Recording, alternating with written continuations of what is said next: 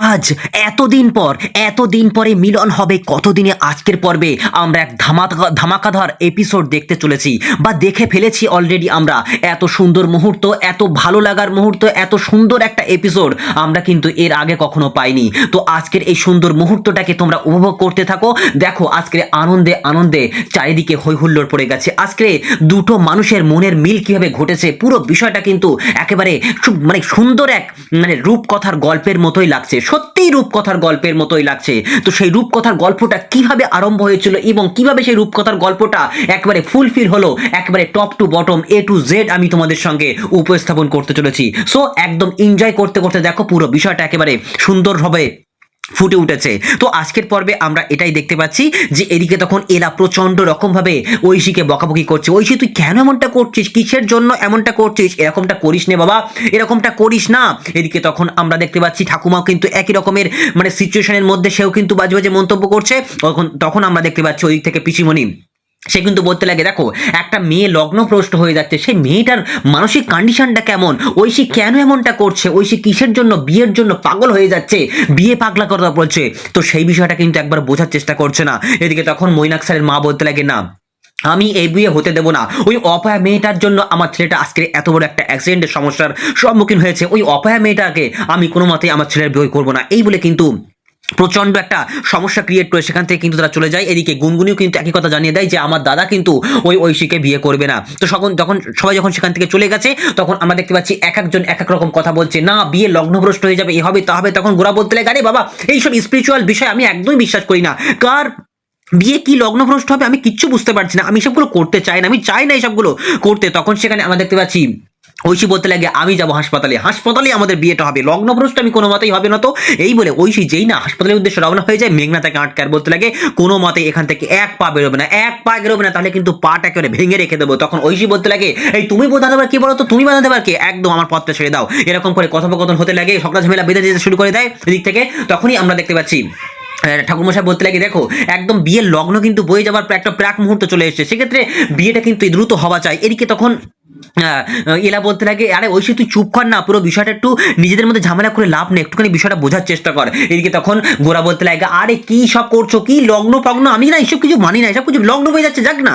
আরে বিয়ে এখানে হবে, আমার এলার বিয়ে হবে, এখানে অন্য কারো বিয়ে তো হবে না। তো এদিকে তখন দেখতে পাচ্ছি যে কাকিমা কিন্তু এক এক রকমের মন্তব্য করছে। এদিকে তখন এলার মামিমা, এলার মা, তারাও কিন্তু বিভিন্ন রকমের মন্তব্য করতে ব্যস্ত হয়ে রয়েছে যে আপনারা আমার মেয়ে দুটোর জীবনটাকে একটু বোঝার চেষ্টা করুন, ওদের মানসিক কন্ডিশনটা কেমন, ওরা কোন সিচুয়েশনের মধ্যে রয়েছে, কেন এমনটা করছে, বিয়ের লগ্ন পেরিয়ে গেলে কি হতে পারে, পুরো বিষয়টা একটু বোঝার চেষ্টা করুন। তখন সেখানে আমরা দেখতে পাচ্ছি মেঘনা বলতে লাগে, ওসব বিয়ে টিয়ে আমরা বুঝি না, সব পোশাকগুলো আমরা শুনতে চাই না, আমরা বোঝারও চেষ্টা করবো না। এদিকে কাকিমাও কিন্তু বাজে বাজে মন্তব্য করছে, না এই মেয়েগুলো একেবারে জীবনটাকে শেষ করে দিল, একেবারে শেষ করে দিল, সবকিছু ছাঁপড়া করে দিল। এদিকে তখন আমরা দেখতে পাচ্ছি গোরার বাবা অসুস্থ হয়ে পড়েছে, আর সে কিন্তু বুকে হাত দিয়ে প্রচন্ড একটা অসুস্থতা ফিল করতে শুরু করে দেয়। তখনই সেখানে ক্রিশ গিয়ে সেখানে ধরে ফেলে বলতে লাগে, বাবা তুমি ঠিক আছো? তখন দেবজ্যোতি সেন বলতে লাগে, হ্যাঁ আমি ঠিক আছি, ও ঠিক আছে। এদিকে সুতোপাও সামনের দিকে এগিয়ে বলতে লাগে, কি হয়েছে তোমার, কি হয়েছে? তখন সেখানে দেবজিৎ সেন বলতে লাগে, ক্রিস বাবা আমার একটা কথা রাখবি, তোর কাছে তো জীবনে কোনোদিন কিছু চাইনি, তুই আমার একটা কথা রাখবি, আমার কথা রাখবি। এদিকে তখন দেখতে পাচ্ছি ঐশী প্রচন্ড চিৎকার চেঁচামেচি করছে, না আমার বিয়ে যদি এখানে না হয় আমি কারোর বিয়ে হতে দেবো না, এই বলে সব ভাঙচুর করতে শুরু করে দেয়। ঐশীকে আটকানোই যাচ্ছে না, ঐশী এত পরিমাণে বাজে বাজে রিয়াকশন দেখাচ্ছে, সেই রিয়াকশন কিন্তু বোঝার চেষ্টা করছে। এদিকে এলা গিয়ে তার গালে একটা থাপ্পড় মারে আর বলতে লাগে, তুই একটু বোঝার চেষ্টা কর বিষয়টা, তুই বোঝার চেষ্টা কর। তখন সেখানে ঐশী বলতে লাগে, ও তুই তো আমাকে ভালোবাসিস তাই না, তুই আমাকে তো ভালোবাসিস, তাহলে তোর যে বিয়ে হচ্ছে আজকে এই বিয়েটা তোকেও ক্যান্সেল করতে হবে, আমার বিয়ে যেমন ক্যান্সেল হয়ে যাবে তোর বিয়েটা ক্যান্সেল হয়ে যাবে, তুই পারবি, তুই তো আমাকে ভালোবাসিস, বল তুই পারবি। তখন সেখানে দেবজিৎ সেন বলতে লাগে, কারোর কোনো বিয়ে ক্যান্সেল করতে হবে না, তখন সবাই অবাক দৃষ্টিতে তাকিয়ে রয়েছে, কি সব হচ্ছে, এসবগুলো কি হচ্ছে?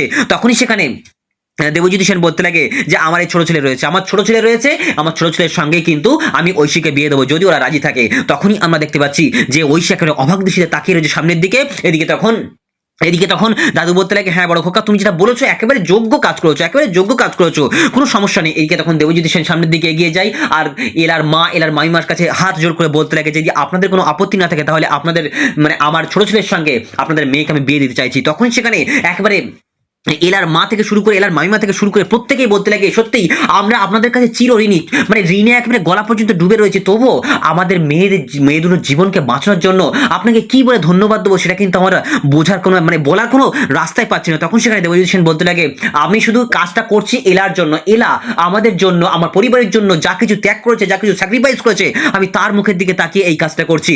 তখন সেখানে আমরা দেখতে পাচ্ছি প্রত্যেকে খুশি হয়ে গেছে, প্রত্যেকে খুশিতে বাগে বাগ হয়ে গেছে। তখন সুতপা সামনের দিকে এগিয়ে যায়, বলতে লাগে ক্রিস বাবা তুই রাজি তো, তুই রাজি তো বাবা, তুই রাজি তো, তোর বাবা একটা বড় একটা অপশন দিয়েছে আমাদেরকে একটা যোগ্য কাজ করার জন্য, তুই রাজি হয়ে যা বাবা, তুই রাজি হয়ে যা। এদিকে তখন দেখতে পাচ্ছি সবাই মিলে যখন একই রকম একটা সিচুয়েশনের মধ্যে চলে গেছে, তখন সেখানে ওই দিক থেকে এরা বলতে লাগে না আমার একটা কথা রয়েছে, আমার একটা কথা রয়েছে, আমি এই বিয়ে কোনো মতে মানতে পারছি না। হ্যাঁ আমার আর টেরাসনের বিয়ে হচ্ছে ঠিক আছে, কিন্তু ঐশী সঙ্গে ক্রিস বিয়ে আমি হতে পারবো, আমি আমি বলতে পারছি না, কারণ ক্রিস চাই কিনা, ক্রিসের তো একটা জীবন রয়েছে, ক্রিসের তো একটা মন রয়েছে, ওর তো একটা ভালো লাগা ভালোবাসা আছে, সেক্ষেত্রে ক্রিসের মনের কন্ডিশনটা না দিলে হঠাৎ করে ওর সঙ্গে বিয়ে দেওয়াটা ঠিক হচ্ছে না, আমি এটা মানতে পারবো না, এটাই মানতে পারছি না। তখন সেখানে মেঘনা বলতে লাগে হ্যাঁ একদম আজকেই আমার এলা বসুর সঙ্গে এই বিষয়টা আমি এগ্রি করতে বাধ্য হচ্ছি, এই বিষয়টা আমি সহমত পোষণ করতে বাধ্য হচ্ছি যে এলা বসু বিষয়টা ঠিক করেছে। আরে ওই ঐশীর জন্য, ঐশী বলে ওই মেয়েটার জন্য একটা দীপ্ত তোমার কোনো বন্ধু আছে মিডিল ক্লাস ফ্যামিলির কোনো বন্ধু টন্ধু, তার সঙ্গে ওর বিয়ে হওয়ার দরকার, কেন ঐশী কোনোভাবেই ঐশী কোনোভাবেই এই সেন পরিবারের ছেলেকে মানে কি ডিজার্ভ করতে পারে না, কোনো মতেই ডিজার্ভ করে না। তখনই সেখানে মানে ঐশী প্রচন্ড হুঙ্কার দিয়ে ওঠে, না কেন এই কথাটা বলছেন, কেন এই কথাটা বলছে। তখনই সেখানে আমরা দেখতে পাচ্ছি গোরা বলতে লাগে তোমরা এসব থামবে, কারোর কোনো বিয়েটি করতে হবে না, কিচ্ছু করতে হবে না, কারোর কোনো বিয়ের দরকার নেই, জাস্ট আমার আর এলা বসুর বিয়েটা হয়ে যাক। কিন্তু এদিক থেকে গোরা বাবা বলতে লাগে না গোরা কোনো সমস্যা হবে না, বিয়েটা দুজনেরই হবে, দুজনেরই করতে হবে। এদিকে তখন দেখতে পাচ্ছি যে সুতপা বলতে লাগে ঠিক আছে আমার ছেলে অবশ্যই ক্রিস অবশ্যই বিয়ে করবে। তখন সেখানে এলা বলতে লাগে ঠিক আছে আমি ক্রিসের সঙ্গে কথা বলি, ক্রিসের সঙ্গে কথা বলে আর বলতে লাগে ক্রিস তুমি বলো তো, তুমি মন থেকে বলো তো তুমি বিয়েটা করতে রাজি তো, তোমার মন একবার মনের গভীর থেকে বলো। তখন ক্রিস বলতে লাগে যে আমার বাবার জন্য আমি প্রাণও দিতে পারি, তাই আমার সেনগুপ্ত পরিবারের মান সম্মান রক্ষার জন্য, আমার সেনগুপ্ত পরিবারের রক্ষার জন্য, আমার বাবার সম্মান রক্ষার জন্য, এই পরিবারের সমস্ত কথা ভেবে আমি এই বিয়েতে রাজি, যদি ঐশী রাজি থাকে তাহলে আমিও এই বিয়েতে রাজি। তখন সেখানে আমরা দেখতে পাচ্ছি এলার মা, এলার মামিমা মানে ঐশীর মা মামিমা সবাই কিন্তু সামনের দিকে গিয়ে বোঝাতে শুরু করে দেয় ঐশী বাবা তুই চুপ করে মেনে নে বাবা, আরে বিয়ের আগে ভালোবাসা ছিল ময়নাকের সাথে ঠিক আছে, আরে বিয়ের পরে ভালোবাসবি ক্রিসকে, আরে তুই তো এলার মামিমা তখন বলতে লাগে যে তুই ঐশী তুই তো চেয়েছিস যে অনেক বড় লোক বাড়ির মেয়ে ছেলের কথা তাই না,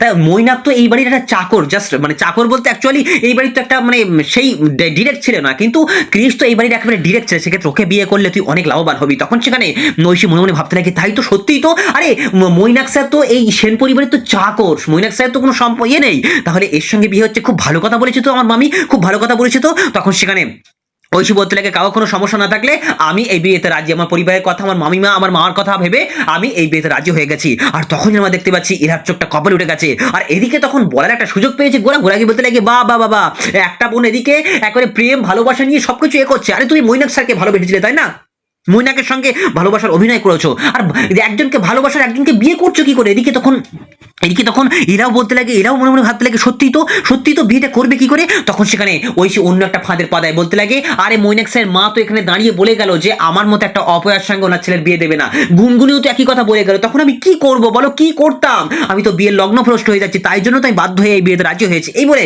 ঐশী একটা নাটক করে বিয়েতে রাজি হয়ে যায়। আর আমরা দেখতে পাচ্ছি তারই পরবর্তী মুহূর্তেই আমরা দেখতে পাচ্ছি দাদু বলতে লাগে ঠিক আছে তোমরা সবাই বিয়েতে বসো, তো বিয়েতে বসো জজ করে বিয়েতে বসো। তখনই সবাই মিলে বিয়েতে বসে যায় এবং কি বলবো সুন্দর করে কিন্তু দুটো পক্ষের মানে ঐশী এবং ক্রিসের বিয়ের যে সুন্দর করে এবং এলা এবং গোরার বিয়ের যে সুন্দর একটা মোমেন্ট, সেই মোমেন্টটা কিন্তু আমরা দেখতে পাচ্ছি সুন্দর করে শুভ দৃষ্টিটা কিন্তু হয়ে গেল।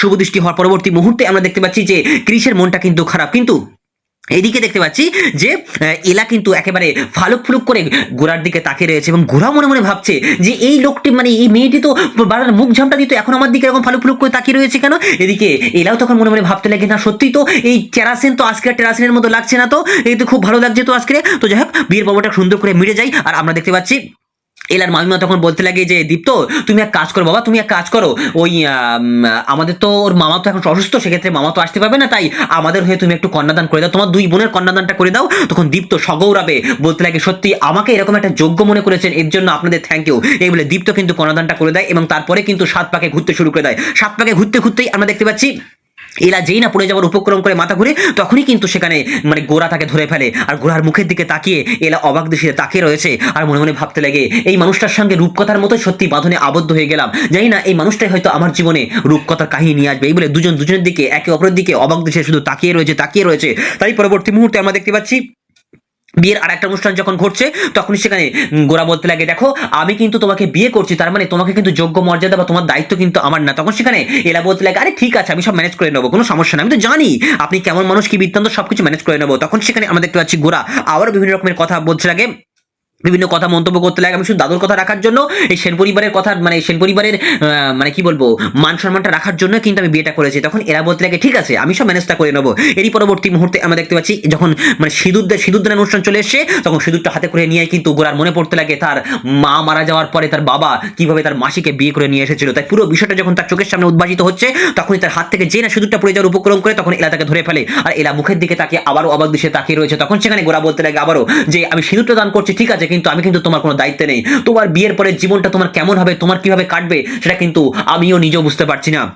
তখন আমরা দেখতে পাচ্ছি দেবজ্যোতি সেন বলতে লাগে, এই গোরা কি হলো, তুমি যাও সিঁদুরটা দান করে দাও, আরে বিয়ে তো কমপ্লিট হবে না। তখন গোরা অবাক দৃষ্টিতে তাকিয়ে থাকে এলার দিকে এবং এলার মাথাটাকে কিন্তু সিঁদুরে রাঙিয়ে দেয়। আর আমরা দেখতে পাচ্ছি এইভাবে কিন্তু ওদিক থেকে কিন্তু কৃষও কিন্তু ঐশীর মাথাটাকে রাঙিয়ে দেয়। তো বিয়েটা সম্পন্ন হয়ে যায় আর বিয়ে সম্পন্ন হতেই আমরা দেখতে পাচ্ছি দাদু তার পরবর্তী মুহূর্তে বলতে লাগে, দুটো পরিবারকে আমরা এক করতে পেরেছি, দুটো পরিবারকে সঙ্গে আমাদের মিলনটা ঘটে গেছে, দুই পরিবারকে মানে দুটো ছেলেকে দুটো বৌমাকে আমি বলছি তোমরা দুজন দুজনকে খুব ভালো রেখে দিও, খুব ভালোবেসো, পুরো বিষয়টা ঠিক করে রেখো। আর এলামা তোমার কাছে একটা একান্ত রিকোয়েস্ট, আমার এই রাম ছাগলটার মুখে একটু হাসি ফুটিও। তখন সেখানে গোরা বলতে লাগে হোয়াট ইজ রাম ছাগল। তখন সেখানে এলা বলতে লাগে, আরে রাম ছাগলটাও ঠিক করাবো, রাম ছাগলের ছানাপুনাগুলোও সব ঠিক করবো। তো যাই হোক এই পর্বে কিন্তু বিয়েটা মিটে যায়। তখনই গোরা সেখান থেকে বলতে লাগে আমি এখান থেকে বাইরে বেরিয়ে যাচ্ছি। তখন সেখানে এলা বলতে লাগে থামুন, এখানে দাঁড়ান। আর এইভাবেই শেষ হয়ে যায় আজকের পর্ব। বন্ধুরা এর পরবর্তী মুহূর্তে কি এমন ঘটতে পারে বলে তোমাদের মনে হয় অবশ্যই কমেন্ট করে জানিও। আর এলা এবং গোরার বিয়েটা তোমাদের কেমন লেগেছে অবশ্যই একটা কমেন্ট করে কিন্তু জানিও। এর পরবর্তী পর্বে কি এমন হতে পারে